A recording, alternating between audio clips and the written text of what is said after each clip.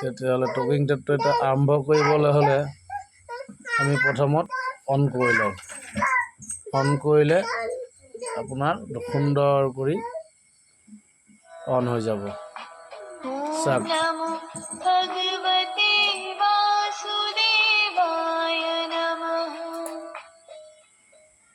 ইয়াত আছে এইটো আপোনাৰ মিউজিক মানে গান, এইটো টিপি দিলে আপোনাৰ মিউজিক আহিব।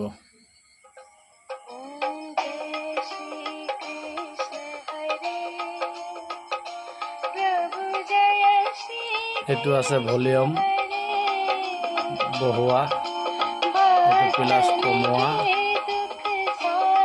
সুন্দৰ বস্তু একদম।